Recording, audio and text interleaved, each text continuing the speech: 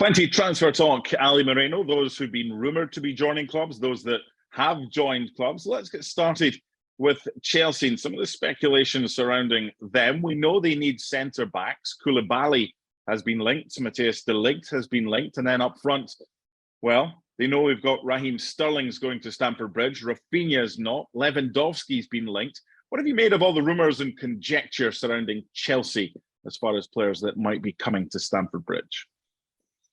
Well, those are necessary rumors and conjectures, given the fact that they already have players that have gone out the door. And so, yes, you need to address the center back position. And if indeed Koulibaly, which seems to be the answer, he is, in my opinion, an upgrade to what they had before. Didn't quite have the best of seasons last year with Napoli. And the best of seasons, I mean by the standards of Koulibaly, who over the last 4 or 5 years has been rumored to be going somewhere all the time. Those transfers didn't quite materialize. Now it seems like it is the case in him going to Chelsea. And I think it's a necessary change for him as well, in which he now goes to a slightly bigger platform where I think it's going to demand the best of him. And the best of Koulibaly is one of the best center backs around the world. Now, in terms of Sterling, again, an upgrade to what they had there before. So overall, if you think about the comings and goings of Chelsea so far, I believe they have become a better team, at least on paper. Lewandowski for Chelsea, or the longer this goes, could it end up he stays where he is, which might be unlikely. And if he doesn't, where do you think he could end up?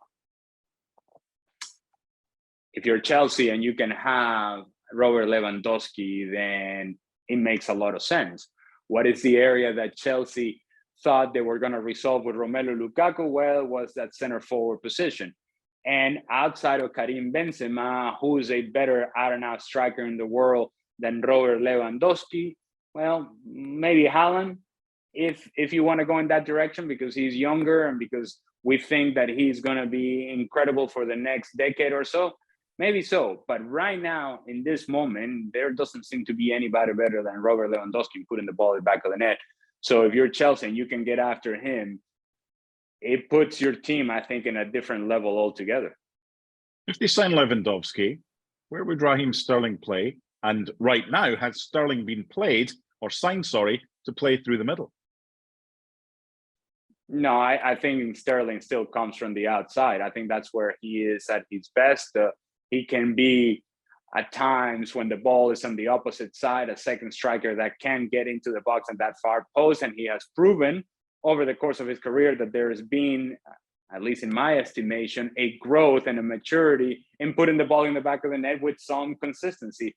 Early on in his career, the criticism of Raheem Sterling is that he would miss a whole lot of chances.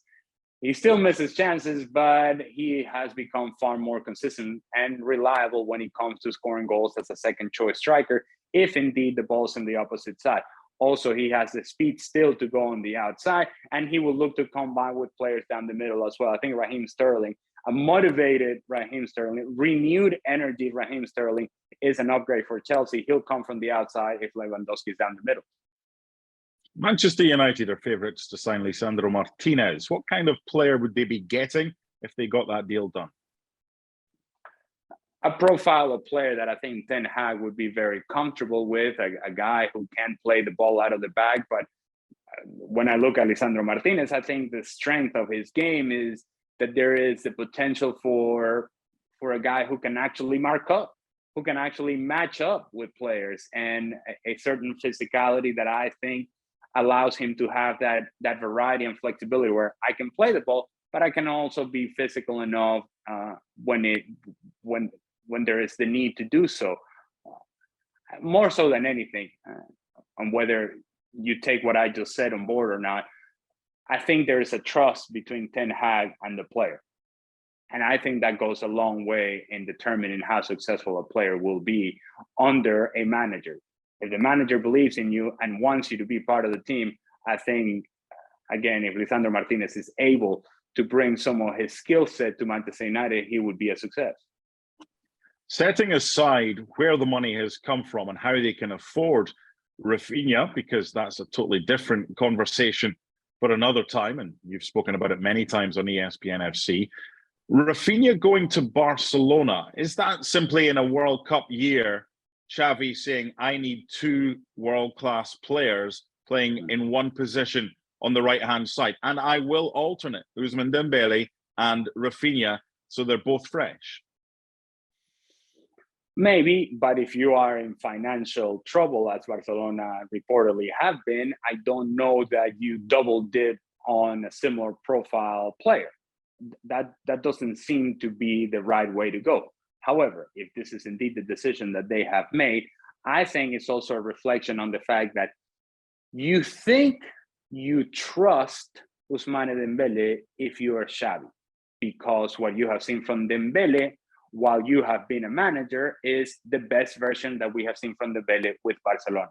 However, for those of us that have watched Dembele over the past few years, we know that this version of Dembele has a tendency to come and then disappear very quickly.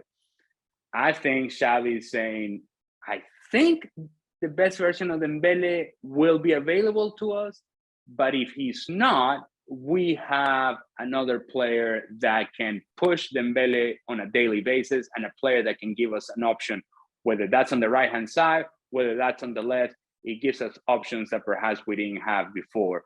So I think this is twofold. It is the talent that you're acquiring with Rafinha and the potential of the player that he can become for you if you're Barcelona, but also what he does in competing on a daily basis with Ousmane Dembele.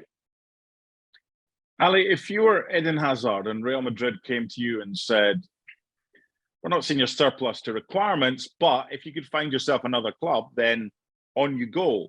Would you want to explore that, or would you want to get your head down and prove the fact that, look, I'm a world-class player, I belong at this football club, and I can still make an impact here? If I were him, that would be the approach that I would take.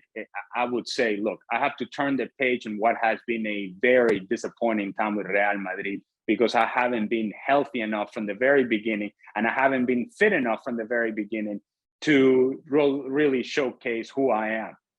The problem is that within the history of Eden Hazard as a player, as a professional, the reason he hasn't been fit enough is because, quite frankly, he showed to Real Madrid in that first preseason camp out of shape. He was overweight. And some people might say, well, the injury here, the injury there. Yes, those things didn't help, but he didn't help himself. And so now we spin the ball forward a few years, and now we're saying, well, if you want to be part of Real Madrid, you have to prove it to yourself that you're going to go out there and do the work and be ready and be the player that they expected you to be a couple of seasons ago. That's taking a big leap in believing in a player that in his prime chose to not truly commit himself. Now, later on in life, perhaps with a different perspective, maybe he has the maturity and the need within himself to prove that he is that player. If indeed he has that drive, then go for it. But if you're not fully committed and it's not for you, and you have an honest conversation with yourself and you look at yourself in the mirror and say, I'm not ready to do this, then I think it would be in his best interest to go elsewhere where the demands are not as high as Real Madrid. We end with Christian Pulisic. Similar to Eden Hazard, loads of ability, far better application, it would appear, but not necessarily guaranteed a regular spot under Thomas Tuchel. If you were him, there's suggestions he might go back to Borussia Dortmund, for Juventus. Chelsea's still there, depending on who they sign. What would you be thinking if you're Christian Pulisic right now? I don't love the idea that Chelsea have brought in Raheem Sterling, and that flirtiness was going on for a while. And all the while, I'm here thinking, what about this guy? What about me? I can play that position. Coach, use me. I can be that guy. Obviously, I don't think that Chelsea believes that he can be that guy, at least consistently enough. So then it becomes a question of, what do you think of yourself as a player? And do you then double down on yourself and say, I'm going to bet on the things that I know I can do. And in my heart of hearts, I believe that I can be on this field all the time and that I can be in the starting 11 for Chelsea. If that's what you think, and that's an honest evaluation of the current situation at Chelsea, then stay at Chelsea, because it doesn't get much bigger as a club than what Chelsea is around the world. And while there may be options to go to Dortmund and go to Juventus, sure, explore those options. But I think as a competitor, there's a part of you that wants to say, no, man, fine. They brought somebody here and they think he's going to be the guy. No, I'm going to prove them wrong. I'm going to do this on a daily basis, and I'm going to be undeniable. I'm going to go on the training field. I'm going to show that I should be on the starting 11. And maybe that brings that best version of Christian Pulisic all the time.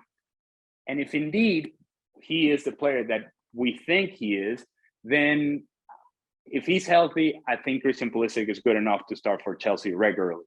The inability of Christian Pulisic to showcase what he is on a consistent basis, that's indeed what has, I think, cut down his opportunities. Thanks so much for watching ESPN on YouTube. And for more sports highlights and analysis, be sure to download the ESPN app. And for premium content and live streaming, subscribe to ESPN Plus.